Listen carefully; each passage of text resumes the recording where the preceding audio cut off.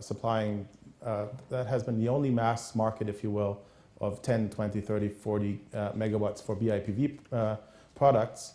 The problem has been there was another way introduced, which you could call the bad P word, protectionist, by setting up certain standards and making the process very, very problematic to follow up.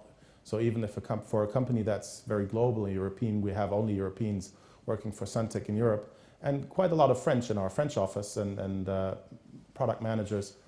Even for them, it's been tough working at that for years to get certification. So it comes across different ways, and I think Can you just remind us of what was the positive side of the BIPV?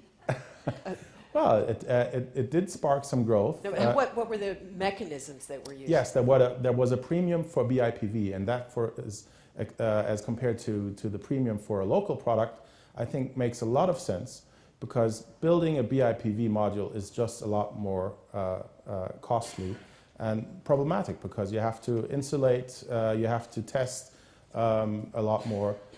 So that was taken into account in France, and Italy had some of that as well.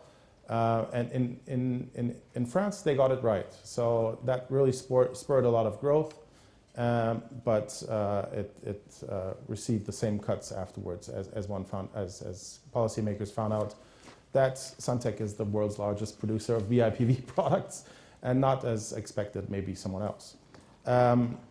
But to come back to the interesting comparison with DRAMs, I think there's a big difference, because DRAMs, I've been buying DRAMs since I was a 10-year-old. You buy them, and 2 years later they're outdated. For a PV system, it makes a huge difference, because it's exposed in the open, and you buy it on the presumption that it makes sense to have it run for at least 20 years or more. And right now we have a situation where the cost cutting, which has been so far mainly handled through economies of scale, because that's just the simplest way to drive down costs. Economies of scale is the easiest and simplest way to drive down costs. If you look at technology, it's not that easy. And I come from a company that's very much in love with technology. But what has made us strive and prosper has been economies of scale. And I think the difference where we right now are trying to find just the right measure between cutting low enough to survive in the current market and compromising our quality is very tough. And I think we could find ourselves in a situation where the entire market, and we only deal with standard product in the main market so far, has been cuts down to a level where the quality is really bad, and people in 3, 4, 5 years will find out that we have a problem, and we have been driving down prices on the module side too much, while other parts, BOS and others, have not been contributing as much, and have in turn harmed the entire industry. Very briefly, because I want to go to audience questions, but because Giovanni De Santi gave us such a short answer last time around, one more opportunity for a possibly longer answer. We've heard several people mention the idea of R&D as a global undertaking and something that could definitely help the industry to innovate in directions that ultimately would bring costs down. R&D cooperative ventures. The EU has one with Japan, it has one with the US. What about China? Why not, instead of competition, cooperation? No, this is definitely in our agenda to develop a cooperation, a deeper dialogue with China, to foster collaboration, technology on several parts of what we said before. So we need not to have fear to open our collaboration on all items. So in that respect, I think we will possibly develop this kind of official collaboration, but not only China, also Korea, also the other East countries. So in that respect, I think our president is very eager to collaborate more, to open new market, to have this kind of world solution. So again, it's a very short answer to you. Yes, definitely we want to have with China this kind of cooperation solution which will make possible for our industry, of course, to have access to their developing market. That's very important. If I can jump in on that. It's already happening. It's been a fact for many years. Yes. If you look at the automation systems that are coming mainly from Germany or Northern Italy or Switzerland, they have been collaborating with us for many years. And I think it's not an argument, at least not a valid one, that if your main buyer is located in Asia or South America or the US or the Arctic Circle, I don't care, is not close to your facilities, you're not going to be able to cooperate. I don't see why, because it's been proven the other way around all over the world. Yes. Other comments before we go to the... Sorry, I can pawn that card again. All right, I just wanted to since we all speak about incentives, how expensive the incentives are, tender processes, PPA process bidding, which does actually hurt the industry by keeping things too low. After a certain oil spill, I won't mention the company, the oil guys were called in front of Congress. Congress in the U.S. loves to call people in, and then they all, the congressmen say, they make long speeches, nothing really happens. But they were talking about, and this did not happen, taking the subsidies away from the oil companies. And each oil producer said, if you take my subsidies away, we can't produce.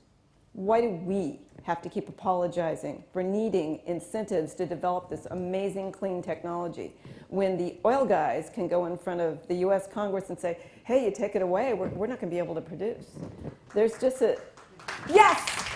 inherent unfairness there. I think you're preaching to the choir. But seriously, the choir needs to start that preaching. We need to start that conversation outside of here. Okay, thank you. Stefan Rink. I just want to say something again, to say we have really to come back to the growth rates we already have, because without growth and without getting rid of this underutilization we have with the different suppliers, we will not be able to make money, and then we have no money to go for new innovations, for new technologies, for upgrades, to get costs down, to get to higher efficiencies, to invest in research and development. So growth is a very, very important thing for us. And I think we have to force the politicians in that direction, that they say, okay, we are committed to a product mix for solar PV energy in the future, go beyond 2020. I was very happy to listen to you that you have a plan already to go beyond 2020. And we have to set up tough targets, really. And then we have to get everybody behind. And then, let me say, let's work on growth, get all the road blockers away we have in different areas, what I learned today. And then we come back to growth, and then we can earn money again. And then we can all work on these fine, nice things we already discussed. That was a good, happy end speech. So now we will go to audience questions. Sure. Very briefly, I just little remark that European Commission is not only is very important for measure, political measure, incentives, or whatever, but is also technology involved.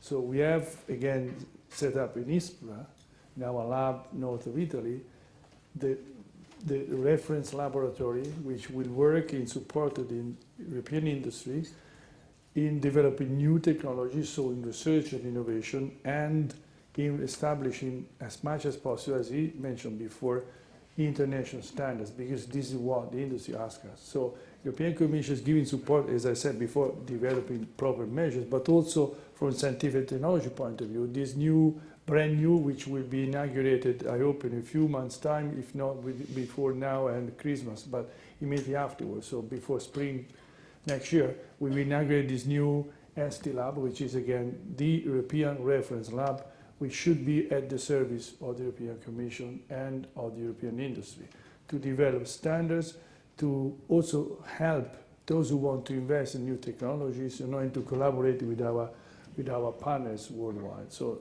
we try to see from the comprehensive point of view what possible, which may help to revamp and to foster more and more this PV technology, which is, again, as Barroso said, is definitely part of our future solution. And we are looking for clear commitments, not just 2020, 2030, and 2050, just to give stable signal from political point of view, investment point of view, to our industry. Thank you. Questions in the audience? Second row.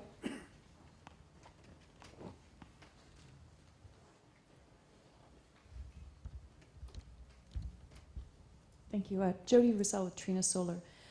We're here today to talk about trade opportunities and how we're going to facilitate them. In the context of our situation in Europe, I wanted to ask the question to the panel today about if the complainants who have made this complaint at the Commission get what they're asking for. I understand they're asking for specific price increases of products. What's the impact going to be on facilitating trade if they get the types of price increases that they're asking for?